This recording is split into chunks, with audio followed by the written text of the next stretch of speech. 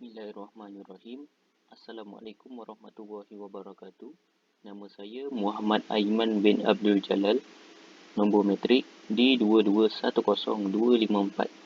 Pada hari ini, saya akan menerangkan mengenai penyelesaian pertikaian alternatif dalam Islam, iaitu pengantaraan ataupun mediation.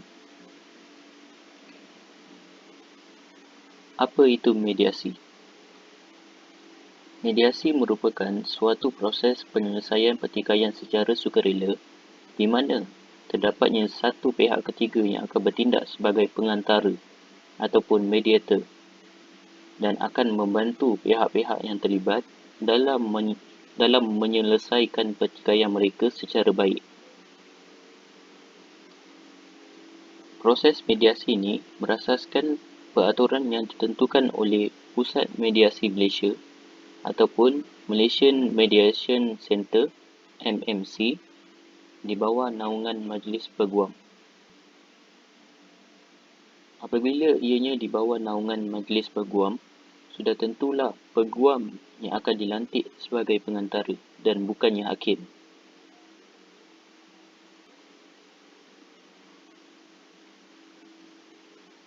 Seterusnya adalah elemen-elemen mediasi.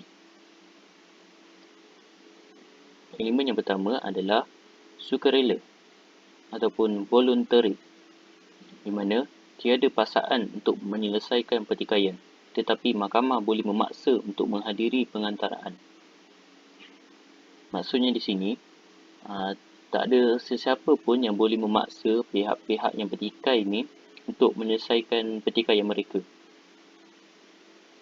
Tapi mahkamah sendiri boleh memaksa untuk pihak-pihak ini untuk hadir ke proses pengantaraan. Elemen yang kedua adalah sulit ataupun confidential. Ini kerana proses mediasi ini merupakan proses yang berlaku secara tertutup.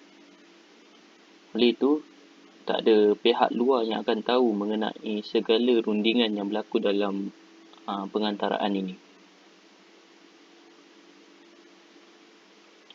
Elemen yang ketiga adalah proses. Mediasi ini mempunyai 3 peringkat proses, iaitu mendidik, pertukaran dan meneroka. Elemen yang keempat adalah pihak-pihak ataupun parties. Pihak-pihak dalam pengantaraan mempunyai lebih banyak kawalan ke atas proses dan hasil daripada penyelesaian pertikaian yang mereka lakukan. Elemen yang kelima adalah pertikaian, iaitu dispute. Peguam akan memberitahu pihak-pihak yang bertikai mengenai hak dan remedi undang-undang mereka.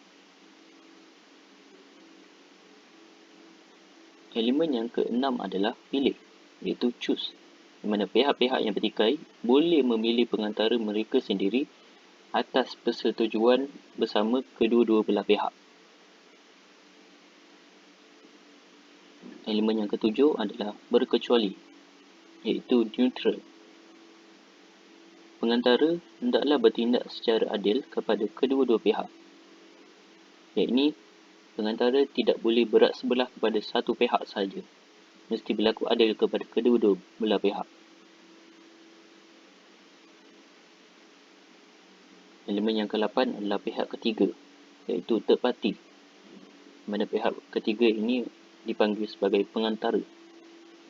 Mana pengantara ini akan membantu segala rundingan yang berlaku semasa proses mediasi ini. Elemen yang ke-9 adalah bantuan. Mana pengantara hanya membantu pihak-pihak yang bertikai dalam mencari jalan penyelesaian mereka sendiri. Pengantara ini juga membantu pihak-pihak ini dari segi konteks undang-undang sahaja. Elemen yang terakhir adalah penyelesaian sendiri. Pihak-pihak bertikai boleh merangka penyelesaian kreatif mereka sendiri tanpa dibantu oleh sesiapa pun. Maksudnya, orang lain tidak boleh membuat penyelesaian untuk mereka. Pihak-pihak yang bertikai sendiri yang perlu membuat penyelesaian yang bersesuaian dan mengikut persetujuan kedua belah pihak.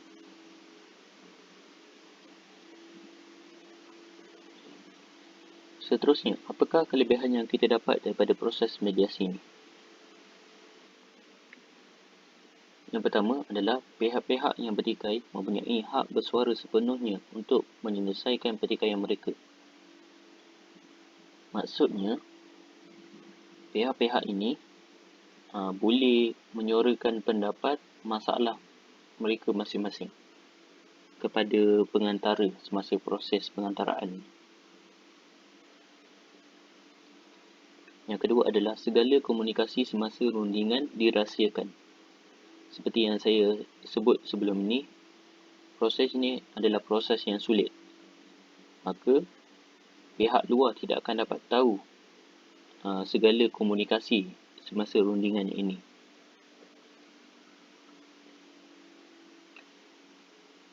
Selain itu, pengantaraan adalah proses yang boleh menjimatkan masa dan kos. Hal ini kerana proses ini tidak mengambil masa yang terlalu lama, lalu membolehkan penyelesaian dapat dilakukan dengan cepat. Yang terakhir adalah pihak-pihak yang bertikai sendiri yang membuat keputusan untuk menyelesaikan pertikaian mereka sendiri. Seperti yang saya sebut sebelum ni, pihak-pihak sendiri yang akan membuat keputusan mereka tanpa dibantu oleh hakim dan juga pengantara.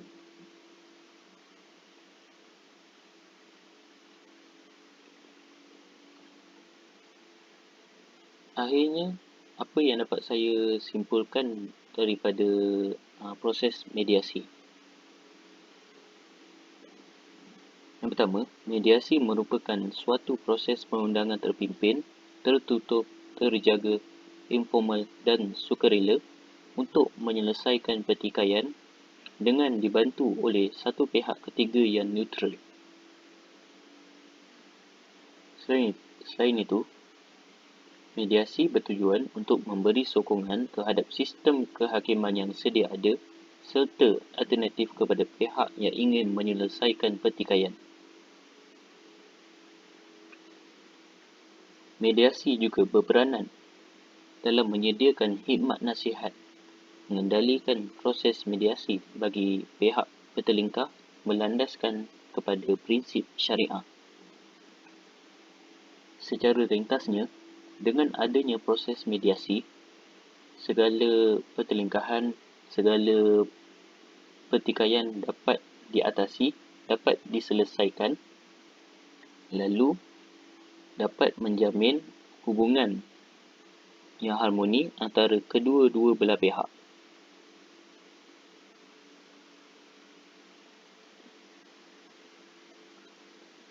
Alhamdulillah, itu sahaja yang dapat saya sampaikan, yang dapat saya terangkan mengenai proses mediasi ini.